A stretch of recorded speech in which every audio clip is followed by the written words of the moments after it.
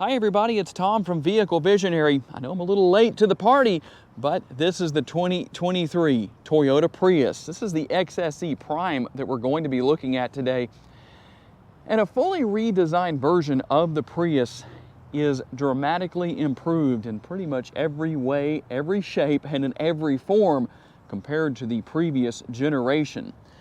And you'll find that you can go with the Hybrid, which has a starting price of $27,450, or you can go with the Prime, which is going to be the plug-in hybrid version, which is what we have here. This is the XSE Prime that we're looking at today. Its base price is $32,450. Now, this is a rental. A friend of mine that has this was kind enough to let me borrow it for today's video, and that means that I don't have a window sticker for you to give you the information. I'll see what I can dig up on that and put on the screen in the video. But you will find improvements on the exterior, on the interior, a lot of great features, and you'll find a very easy to use infotainment screen. And I'm going to show you what's here as far as what you can expect that might be a little bit of a challenge, because there is one thing, and it's not that you can't overcome it, but I'm kind of curious to see what your thoughts will be as we look at the different features and the different functionality. When it comes to the overall shape of the Prius, you're definitely looking at something that, as I said earlier, is dramatically different from what we saw with the previous generation. Very much rounded off. It has a nice aerodynamic look, and let's face the facts, that's very important if you're going to have a hybrid or a plug-in hybrid, is to have good, strong aerodynamics to reduce as much drag as possible. You'll find active grille shutters with the front end down here. We also have LED lighting, and you can see the headlight right here. There's your headlight housing. You also have the LED daytime running lights and the very unique look with the turn signal. There's a lot of turn signal there. That's one reason you want to make sure you use those if your Prius is equipped with turn signal indicators. Maybe it's not, I don't know. Some people around town, I wonder about that because I never see them use them, so they just must not have bought that option into their vehicle. Now, we'll also find here that in this particular case, there are no turn signal indicators built into the side view mirrors, but you do have the power adjustable and heated side view mirrors. They are manually folding.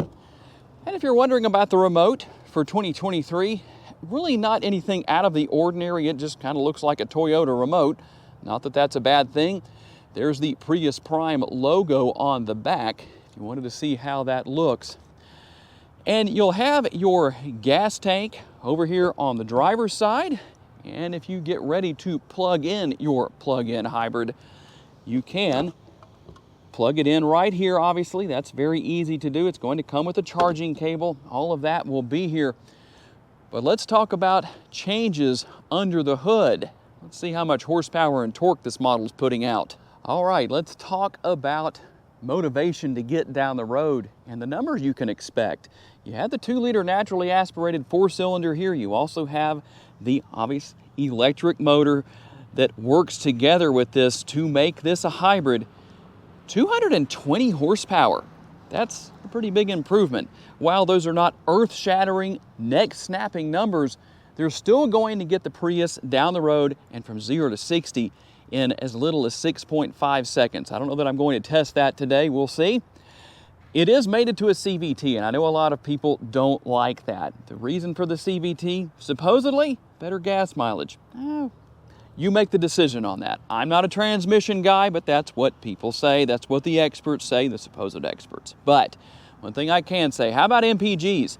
50 city, 47 highway, a combined total of 114 miles. And if you want to drive in electric mode only, how far can you do that?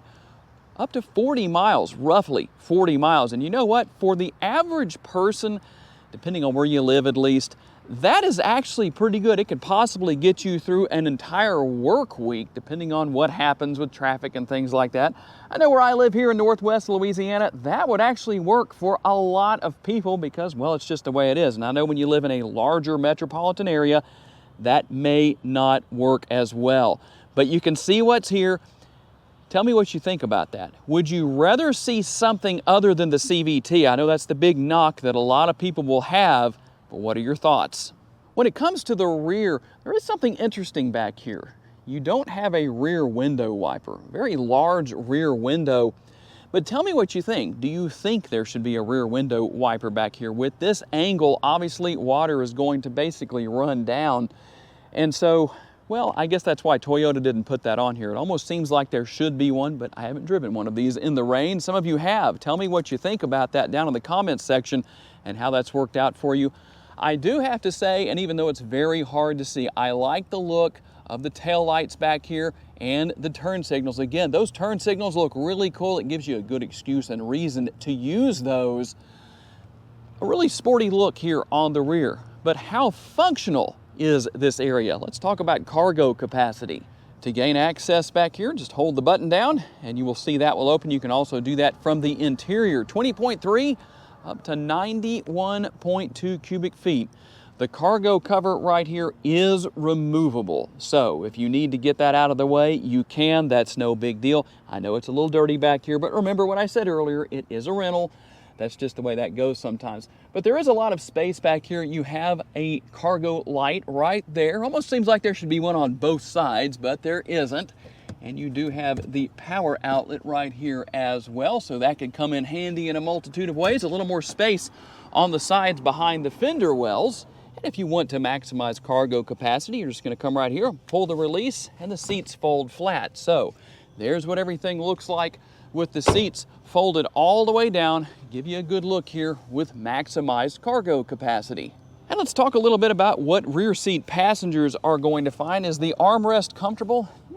Pretty comfortable. Maybe not as comfortable as I would like for it to be. It's not as soft, but it works. And I don't know if I'd call that a door bin. It's really more of a bottle holder. You could put some snacks and, well, whatever anybody wants to put in there in that respect. And we'll hop inside and see some of the functionality back here, including the fold-down armrest with the cup holders built in. You have the latch system here. Now, the only downside to this style is that you have these little plastic covers for the latch system that you have to keep up with. If you're in the habit of just throwing them somewhere, well, that's not a big deal. You could even throw them into the cup holders here within the armrest right there that folds down, and you're good to go, and you can keep up with them a lot easier that way. Heated seats as well. You'll also find USB connectivity and another power outlet right there. And here on the passenger side front door, obviously the front door is a little larger, so we're going to find larger armrests and larger door bins. Now, you won't find a power passenger seat, but a power driver seat. And I do have to say, I like the contrast with the red and the black interior here. That looks pretty nice, looks sporty, gives it that nice flair. And then we're obviously going to have, well, in this case, a very full glove box. No gloves in there, but it is still called a glove box. And then we're going to have everything right here for more connectivity, a couple of USB options, the 12-volt power outlet, and we also have the removable tray right here. If you want to take that out, you can. Increase space a little bit more. There's your cup holders, and if you're looking for wireless charging, this is where your wireless charging pad is. So you'll just drop your phone right down inside there, no big deal. And the conventional style of sorts shifter. It's not push button really, except for parking, or going into park, I should say, because there's the parking brake. Boy, I'm getting a little bit tongue twisted there. And obviously, you have your drive mode selector here. And I probably don't need to tell you too much about what else is here as far as the buttons go. And one thing I'll say, let's see. I might have to lower the seat for myself, at least here on the passenger side, to take advantage of what ultimately is an armrest and the center console lid.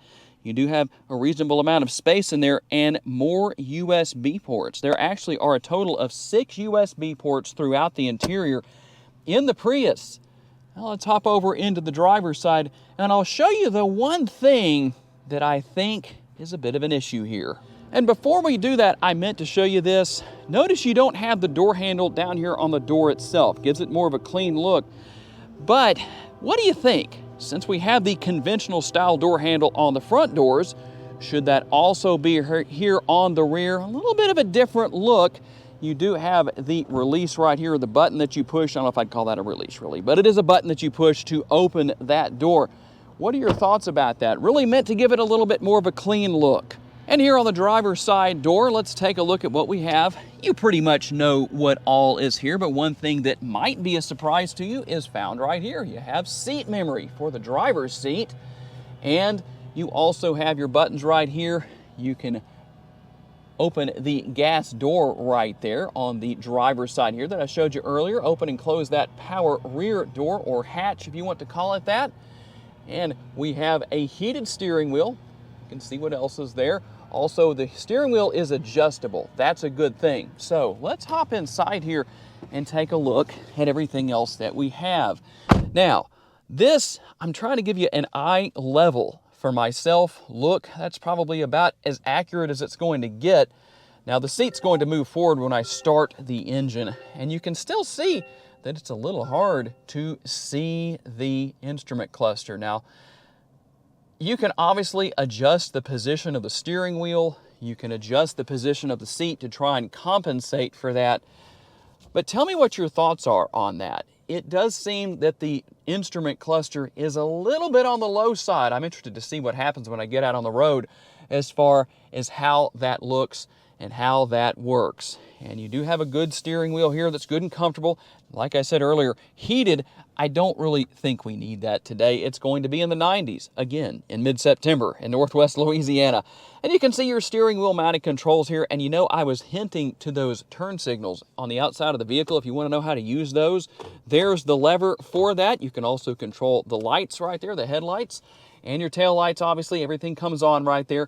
And here's how you're going to control your windshield wipers. Windshield wipers only. You know why that is, because, well, we don't have a rear window wiper. Again, I don't think that's that big of a deal, but tell me what you think. And then the infotainment screen, pretty easy to figure out. I think you can use the hunt and peck method to get around in here and figure out what you need to as far as what you might want to know or see. And there is a lot going on here that you can do with the vehicle. I'm not going to give a full view of everything or a full tutorial on everything, but there are a lot of nice features here, a lot of things you can go through, a lot of information. And one of the most common questions I receive, even though, yes, you can pair your smartphone here, is there built-in navigation? Yeah, actually there is. That's going to be right here. I don't know if I can get that to come up or not. Let's see what happens. There we go. That way, at least you know what is here, where all of that is concerned. And if I go into reverse, there are the views for the camera. You do see that you have that nice overhead view, a nice clear view. Check surroundings and let you know what you need to do with everything. And guess what? Even right there, if that, there we go. I was going to show you how to use the rear view camera washer, and there is exactly how you do that. So good to know that that's there. How many of you knew that was there? Some of you may or may not have known. Obviously, you can turn your trajectory lines on, off, change the color. You can see what all you have there. So a few different options where that is concerned. You also have options here as well, depending on what you might want to change. There's a lot going on here. Your panoramic view monitor, advanced park right there. You know, just to kind of show you a little bit of what is here. And you also have the rear view mirror that has the camera built into that. That is actually built into the shark fin antenna. And so that's not the same camera view that you get with that rear view camera that we were just looking at, in case you were curious. I know a lot of you likely know about that. And one more thing I want to do is go through our different driving modes. So as you can see, we have normal right there. We have eco. We can go up to sport. And we can go up to custom. I will say this, even though the position of that digital dash seems to be kind of like it's in the wrong place. I don't know. I guess that depends on who you are and how you set things up. But it still has a nice modern look to it. As long as you're not nearsighted and have trouble seeing things far away, that's not going to be a problem either. And one more thing, when you go through your driving modes, you'll also see changes take place here Let me make a few changes there and show you what comes up. Nothing major, but for those who are saying, hey, what does happen right there? Well, now you know. And you do have your good old-fashioned knob right here to control the volume and turning the radio on and off. That's a big deal to a lot of people. A lot of people like that. So you know that it's there. Here is the button for starting and stopping the engine. And guess what? We also have heated seats here. And so depending on what you want, we've got that, we've got heated, and it looks like we also have ventilated seats as well. You do have your climate control right here. We're going to turn that down because it's warming up outside. It's not terrible out there, but as you can see, right up there, 74 degrees. So in case you were curious about how warm it is outside, well, that's what it is. And you know what? I think I may end up, we're going to turn this stuff off, and I think I am going to turn on the ventilated seat function. You do have that for the driver and the passenger side, as you can see right here. That's a good thing. Quite a bit going on. The main thing I'm curious to know is what this model is like to drive out on the road. And by the way, one more thing, if you do want to use the conventional style rear view mirror, there's what you have. And hopefully that gives you a good idea of what it's like to look out of that rear window. It does have a nice view, not a big deal even with that angle and the slope back there. So which one would you choose to use, the conventional or the camera? And one thing I did want to cover, I forgot to show you these buttons right here on the right-hand side of the steering column. So let's push the button on the right first, and that's going to show you, we're going to check our surroundings. That's not the big deal here. If you put your foot on the brake and press this button, you have to have your seatbelt on the left-hand side. What exactly is that? That's going to tell you or show you what's going on with your vehicle as far as backing up goes. So that's a good thing. You know, if you want to do that, you can hit the button right there and it will show you what to do. I don't know that that's really that necessary, but in case you were curious, you might have seen those earlier in the video and you're saying, what is that? Well, now you know. And to add a little value, here's one of the other things I like to do for you when I can. We'll hop inside of a friend of mine's shop here and get in the darkest area possible, even though we're shooting during the day here, to show you the ambient lighting and the interior lighting. Now, you'll notice that flickering effect. I apologize to those of you who watch me regularly. That has to do with my GoPro. That's not actually happening. So you'll probably see that on the exterior of the vehicle too when we take a look at the lighting outside here in just a few seconds. But for those who are curious to see how everything looked, that's how it looks after dark. There are your low beams, there are your high beams, and you have a couple of different settings with everything as far as the lighting goes. And one other thing that I like to show is the exterior lighting in the dark as well, or at least as dark as we can get, and show you what that looks like. So you can see the marker light down there. You can also see the turn signals on and everything right here. But the most interesting thing beyond what we have here on the front end, that's a nice design. I think it looks nice. You can obviously see that there's no turn signal indicators built into the side view mirrors. But here's something you couldn't see when we were out earlier taking a look at the rear. You can see that the taillights basically go all the way across the rear. Really gives it a nice clean look. All right, we're out on the road for the test drive. And earlier in the video, obviously I was talking a lot about the positioning of the digital dash. I think what you're going to find out is, depending on who you are, well, that may or may not be a problem. I'm actually surprised that based on my seating position, my driving position, I can see it just fine. But I can see that if somebody likes to have the steering wheel up a little bit higher than I have it right now, or they're not as tall as I am, well, there's a lot of different things that could factor into that. It just really depends on who you are and how you position the driver's seat, I think, on how that's going to work. It's really hard to say. It just depends. But for me personally, I am pleasantly surprised that, well, I can see just fine. As far as the overall ride quality, if I had to rate it on a scale of 1 to 10, I'd say the ride quality is 6, maybe 6.5. It's not bad. It's a little bit rough, but not too terribly bad. The seats themselves are comfortable. So, plus, here's one of the reasons why I often say in these test drives, you really need to drive these vehicles for yourself, because number one, what you're used to and what I'm used to will translate into what we ultimately think of the ride quality and the handling characteristics and everything to do with driving any vehicle, especially if it's something we haven't driven before. Also, you may live in an area where the roads are much better than what we have here in Northwest Louisiana. I think the state of Louisiana prides itself on having unmaintained roads, poorly maintained roads. I don't know, it sure seems that way, but just to give you an idea on that. And the handling characteristics, obviously good. You have your nice, comfortable steering wheel here. One thing I've never seen before, I don't think it even exists. Obviously, there are a lot of vehicles, such as this Prius, that have the heated steering wheel, but never a ventilated steering wheel. I don't know. Maybe that would be uncomfortable. Maybe that's something that consumers have never even asked for, but just an interesting thought. But overall, a very enjoyable vehicle to drive. And while the Prius has never meant to be something that provides neck-snapping performance, it still gets down the road with no problem. Now, I never drove the previous generation of the Prius, so I don't have anything at all to compare this to as far as from one generation to the next. But based on the, I believe, about a 2-second improvement on 0 to 60, I have to say that this model is probably a lot better than it used to be. And we even spun the tires just a little bit there taking off. Let's just see how we do here. We're gonna get up to speed a little bit. Now we need to slow down a little bit. But I wanted to get on down the road, just see, give it a little bit of an acceleration test. It's enough to definitely get you down the road and let you do what you need to do. When you need to merge into fast-moving traffic, when you need to pass a slower-moving vehicle, and even when you need to get on the brakes a little bit, when you're catching up to this truck that's pulling a trailer up here that looks like it's struggling to get up the hill. Boy, it's really struggling to get up the hill, I think. Well, the brakes will do their job for you.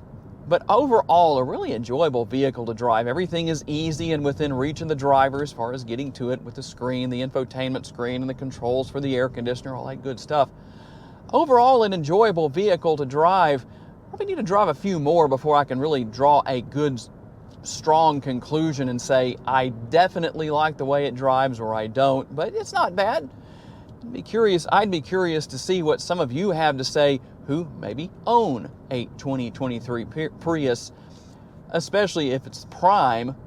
Tell me what your thoughts are as far as driving and handling. If you've taken a long road trip, what was that experience like? So tell me what you think down in the comments section. Is the 2023 Toyota Prius Prime worth your consideration? And I know there are some people who occasionally come along and want me to answer that question for them. And the truth is, you have to answer that question for yourself because it's really based on your needs, your desires, a lot of different things, your budget. How much money do you want to spend, depending on trim level? So a lot of things to consider there. That's why I can't really answer the question for you. I'll just give you the information to help in answering those questions. I do want to say a special thanks to my friend Kurt, who has this model as his rental car this week, and he was kind enough to let me borrow it for today's video. I also want to say a special thanks to each and every one of you for being kind enough to give me the opportunity to give you a vision for your next vehicle. If you enjoyed this video and haven't subscribed to the Vehicle Visionary YouTube channel just yet, please consider doing so. And if you would like to learn about additional vehicles you may wish to consider purchasing, check out the video that's on the screen right now, and I will see you there.